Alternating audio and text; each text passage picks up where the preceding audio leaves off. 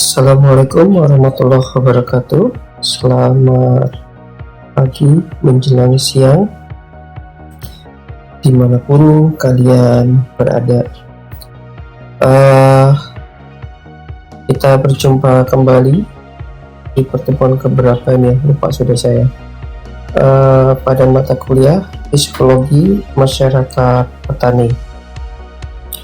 Hari ini kita akan membahas bagaimana sistem kerjasama tradisional petani yang terdapat di Indonesia. Oke, seperti kita ketahui bahwa gotong royong adalah merupakan fondasi utama dan jantung yang memompa kehidupan di dalam sektor pertanian di wilayah Indonesia. Lebih dari sekedar tradisi, ia juga adalah suatu sistem sosial ekonomi yang telah lama berdetak menggerakkan denyut nadi produktivitas petani-petani dari Sabang sampai Merauke. Nah, prinsip kerjasama dan saling membantu ini menjadi kunci ketahanan pangan dan perekat solidaritas masyarakat, terutama yang ada di pedesaan. Sebagai jantung gotong royong, itu punya peran yang vital dalam setiap fase kehidupan pertanian. Di antaranya itu pertama, mengatasi keterbatasan. Nah, di banyak desa, petani itu tidak selalu punya modal untuk membayar buruh tani, untuk mengupahkan. Namun dengan gotong royong, mereka bisa mengolah lahan yang luas dengan secara bersama-sama, dan ini juga bisa menjadi suatu strategi atau siasat yang cerdas untuk bertahan di tengah keterbatasan modal yang dimiliki oleh petani tersebut. Kemudian dengan gotong royong juga bisa meningkatkan efisiensi dan produktivitas, di mana pekerjaan besar seperti membuka lahan, menanam, memanen, itu dapat diselesaikan lebih cepat ketika dilakukan secara bersama-sama dibandingkan dengan dilakukan secara individu. Dan tentunya hal ini secara langsung meningkatkan produktivitas dari kegiatan pertanian. Kemudian, agak pilek sedikit.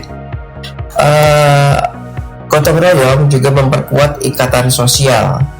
Dalam artian, gotong royong di sini menciptakan solidaritas dan rasa kebersamaan yang tinggi. Nah, hubungan harmonis antara petani dan bahkan dengan aparat seperti selain pertanian terjalin erat melalui kegiatan ini. Nah, kebersamaan ini dirayakan dengan penuh sukacita, seperti tradisi saling ada semacam saling mencoreng arang di Malinau sebagai simbol kebahagiaan mereka. Kemudian gotong royong juga dapat merupakan sebagai sarana transfer ilmu pengetahuan, di mana di sini terdapat kebersamaan. Petani bisa saling tukar pengalaman dan teknik bercocok tanam, mendapat pengetahuan saling share, sehingga pengetahuan lokal tersebut saling terjaga dan berkembang. Baiklah, untuk gotong royong yang ada di wilayah Indonesia, yang pertama yaitu di daerah Jawa ada namanya sistem sambatan dan arisan tenaga Di sini adalah dua bentuk konkret dari kegiatan atau istilah gotong royong yang menjadi jantung pertanian di Indonesia. Nah, sambatan atau arisan tenaga itu keduanya merupakan mekanisme sosial yang mengatur kerjasama antar petani dengan prinsip timbal balik.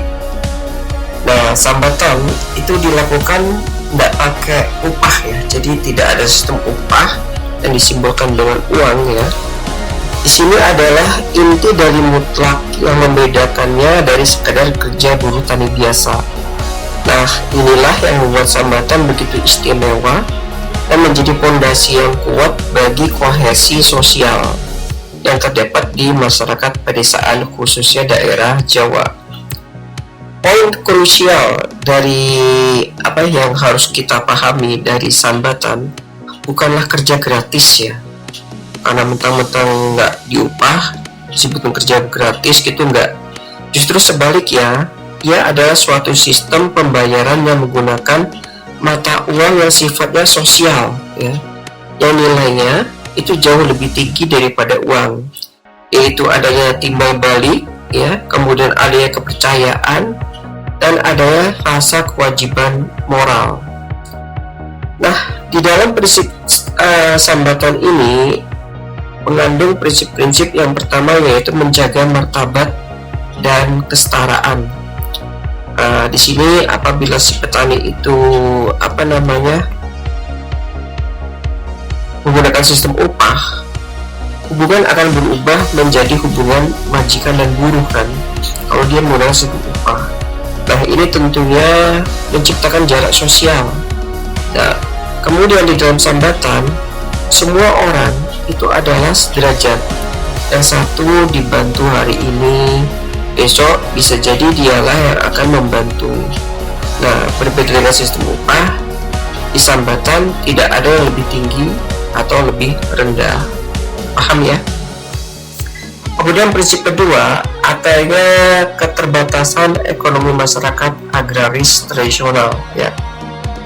Di masa lalu, kalau uang itu naik, itu adalah barang langka di pedesaan. Nah, di sini petani mungkin memiliki hasil panen seperti beras, jagung ya, tapi tidak selalu memiliki uang kontan untuk membayar buruh.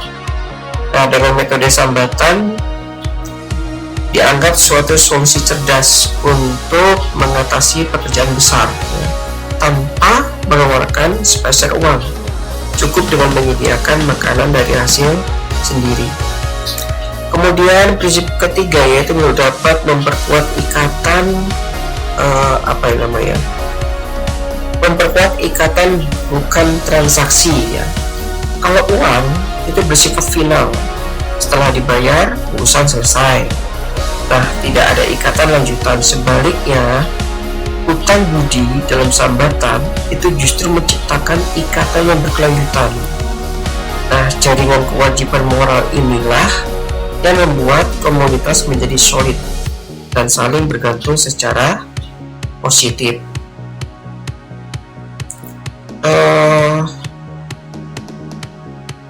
Kemudian, secara sederhana, di sini ada istilah resiprokal, yaitu prinsip memberi dan menerima atau timbal balik. Dalam konteks sosial dan ekonomi, resiprokal adalah kewajiban moral untuk membalas kebaikan bantuan atau hadiah yang telah diterima dari orang lain.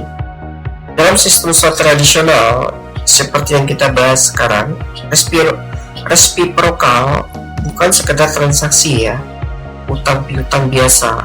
Ia juga adalah merupakan perekat sosial yang membangun dan memelihara hubungan antar individu dalam komunitas. Jadi dalam hal petani A misalnya, itu membantu petani B hari ini, maka petani B wajib membantu petani A di saat masa tanam ataupun masa panen tiba. Dan ini tidak terbatas masa tanam atau masa panen ya. Ada beberapa masyarakat di pedesaan dalam hal kerja di luar dari masa itu. Kemudian ada lagi istilah Mapalus ya. Ini merupakan tradisi Mapalus dari Minahasa.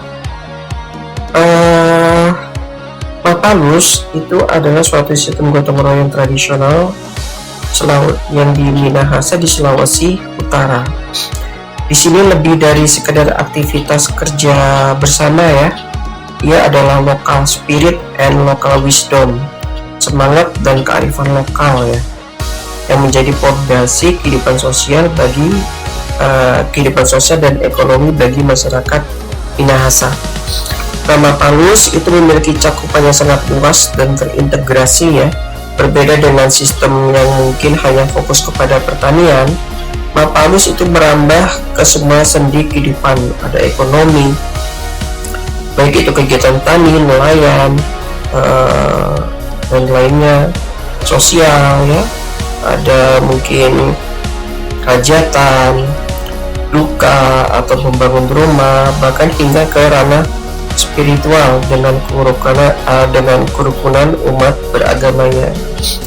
Nah, di sini sistem ini juga menunjukkan kemampuan adaptasi yang luar biasa, di mana di era modern sekarang ini nilai-nilai Mapalus itu tidak luntur ya, justru menjelma menjadi strategi kolektif para pelaku UMKM untuk bertahan dan berkembang. Jadi mereka saling mempromosikan produk, berbagi informasi tentang bahan baku, dan mengelola arisan modal bersama, di mana menunjukkan bahwa semangat saling menuang ya, itu telah bertransformasi ke dalam bentuk ekonomi kreatif. Mekanisme dalam sistem Mapalus itu ada keterbukaan, kepemimpinan, dan ada juga sanksi sosial. Kalau keterbukaan yaitu transparansi yang diwujudkan dalam penjadwalan ya, dan tugas masing-masing dari setiap anggotanya. Jadi petani di sini sudah tahu dan tugas jadwal masing-masing si petani tersebut. Kemudian kalau kepemimpinan itu terdapat kelompok-kelompok yang tugasnya itu mengatur ritme kerja dari seluruh petani. Dan di sini juga di dalam Mapalus ada sanksi sosial, tapi di sini sanksinya tidak terlalu ini ya, cuma dia tidak, sanksi itu berupa tidak akan dibantu saat petani yang absen itu punya giliran di dalam mengolah lahan. Oke, setelah kita berbicara tentang Mapalus, nah sekarang kita kembali yaitu sistem Subak ya. Berbicara tentang kerjasama petani itu tidak lengkap tanpa menyebut namanya Subak. Kenapa? Karena organisasi UNESCO itu sudah memberikan penghargaan kepada masyarakat Bali karena dikenal dengan sistem Subak ya. Sistem Subak ini didasarkan pada filosofi yang istilahnya namanya Tri Harta Karana. Nah, di sini artinya keseimbangan antara manusia dengan Tuhan, keseimbangan antara sesama manusia, dan keseimbangan antar alam. Di dalam sistem Subak ini juga ada 3 prinsip utama, yaitu keadilan distributif air ya, yang dibagikan secara adil berdasarkan luas lahan, bukan berdasarkan kedekatan dengan sumber mata air. Dan kemudian ada juga gotong royong fisik ya, di mana seluruh anggota Subak itu wajib kerja bakti membersihkan saluran irigasi dan memperbaiki bendungan yang berupa bedengan-bedengan. Kemudian ada juga upacara bersama ya, di mana penjadwalan sistem tanam itu dilakukan secara kolektif untuk memutus siklus hama yang disinkronkan dengan kalender ritual di pura. Ada istilah namanya Pura Ulun Danu. Tradisi lainnya yaitu ada istilah Marsialapari. Nah, ini dari Sumatera Utara ya. Marsialapari itu berarti saling menjemput hari. Frase ini dengan indah digambarkan esensinya, yaitu sebuah sistem di mana petani itu kerjasama secara giliran ya, giliran di sawah dengan satu sama lain, berpindah dari satu lahan ke lahan berikutnya. Nah, tradisi ini itu merupakan perwujudan nyata dari prinsip resiprokal ya, resiprokal yang kita bahas sebelumnya, di mana satu kelompok petani sepakat untuk saling bekerja sama, dan waktu serta tenaga yang mereka hitung sebagai hutang, di mana akan dilunasi dengan jumlah hari bekerja yang sama persis dengan menggunakan tenaga. Pelaksanaan Marcia Lapari ini umumnya terjadi pada masa-masa krusial dalam siklus pertanian, seperti penanaman padi, itu namanya kalau nggak salah Mayuan Emel ya. Kemudian memanen padi, terus prosesnya itu dilibatkan 6-10 orang lebih, di mana terdiri dari sanak saudara, tetangga, atau komunitas. Kemudian ada lagi istilah nugal. Nah, ini berasal dari Kalimantan ya. Secara sederhana, nugal ini tradisi menanam padi di ladang ya, rata-rata bukan di sawah, dengan menggunakan alat penamaan tugal. Nah, tugal ini adalah sebatang kayu atau bambu yang ujungnya itu diruncingkan untuk membuat lubang di tanah tempat menaburkan benih padi, tinggal ditombak gitu. Kemudian nugal itu terletak pada prosesnya yang sangat kental dengan nilai-nilai kebersamaan dan dilakukan secara beramai-ramai oleh seluruh warga kampung. Ada lagi yaitu liliuran ya, dari masyarakat Jawa Barat. Nah, liliuran ini diartikan sebagai saling membantu mengerjakan pekerjaan seseorang yang dilakukan oleh sekelompok orang atau warga tanpa dibayar ya. Jadi prinsipnya sama. Ini adalah istilah lokal untuk gotong royong yang menjadi ciri khas masyarakat Sunda, khususnya di pedesaan seperti ada di Sukabumi, Cianjur, dan di wilayah Jawa Barat lainnya. Berikutnya yaitu berume, yang secara harfiah berarti aktivitas menanam padi di sawah ya, yang dilakukan oleh masyarakat Gayo di Aceh. Namun ini lebih dari sekedar teknik bertani ya. Berume itu adalah tradisi gotong royong yang telah mengakar kuat dan menjadi bagian tak terpisahkan dari identitas budaya masyarakat Gayo di Kabupaten Aceh Tengah. Dalam dalam pelaksanaannya juga, berume itu melibatkan warga satu kampung atau kelompok tani yang saling membantu tanpa pamrih ya. Di setiap keluarga di mana membutuhkan tenaga kerja untuk pengolah sawah, itu akan dibantu oleh warga lain. Dan kesempatan berikutnya, giliran mereka membantu keluarga yang lain. Pola timbal balik ini wujud nyata dari nilai-nilai sosial dan solidaritas yang terdapat pada masyarakat Gayo. Terus ada lagi istilah seguyun ya. Nah, ini kadang disebut juga tageguyun, tegunyun. Nah, di sini adalah suatu sistem gotong royong bergiliran yang dilakukan oleh masyarakat Kalimantan Barat. Kegiatan ini dalam berbagai aktivitas pertanian ya, mulai dari membuka lahan, menanam, sampai panen. Sistem ini bekerja dengan prinsip yang sangat sederhana namun kuat ya, bergiliran. Jika sekelompok warga membantu membersihkan ladang si A, maka besok mereka akan pindah ke ladang si B dan seterusnya, hingga semua lahan yang menjadi target itu selesai digarap.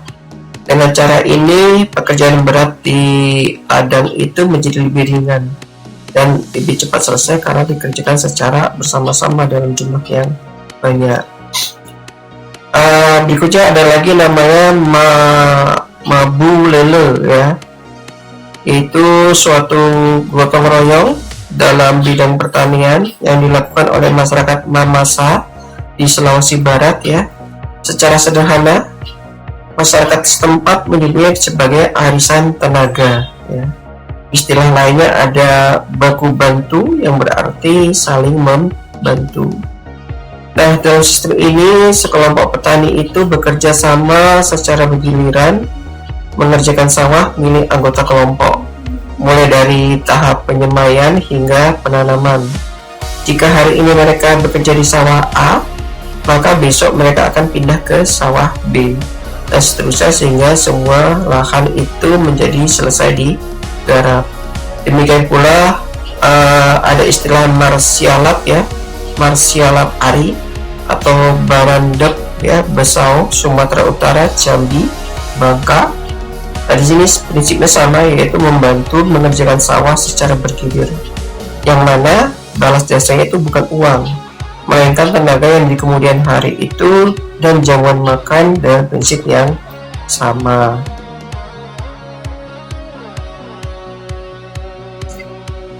Baiklah, terakhir ya, dari kegiatan sambatan di Jawa, Mapalus, di Minahasa, juga di Bali, hingga Barume, dan tradisi lainnya yang terdapat di seluruh Nusantara, menyimpan kekayaan sistem kerjasama agraris yang luar biasa. Dan di sini dapat diambil suatu kesimpulan bahwa kegiatan sistem kerjasama tradisional tersebut memiliki suatu karakteristik yang menerangkan bahwa pertama, dari kegiatan-kegiatan tersebut itu terdapat jaminan sosial ya.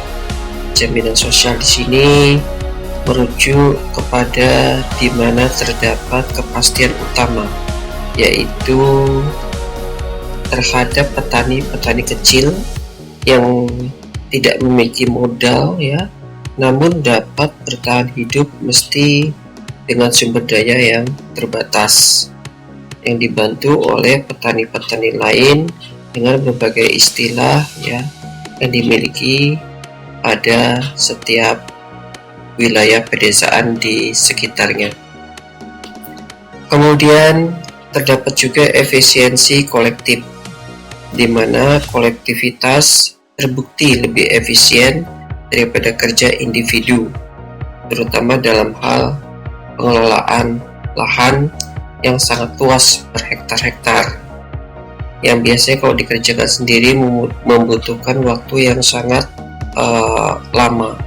Namun kolektivitas di sini dapat membantu petani melalui komunitas-komunitas petani yang bisa menghemat, mengefisiensikan waktu dalam hal pengelolaan lahan. Terakhir yaitu keberlanjutan, yang mana dalam setiap kegiatan tersebut itu terdapat praktek-praktek pengelolaan sumber daya alam yang ramah lingkungan dan berdasarkan kearifan lokal yang dimiliki oleh masing-masing di wilayah pedesaan. Baiklah, untuk sampai minggu ini sampai di sini dulu ya. Akan kita lanjutkan pertemuannya. Cuma saya belum tahu apakah pertemuan minggu depan itu online atau offline. Tunggu info di grup. Terima kasih. Wassalamualaikum warahmatullahi wabarakatuh.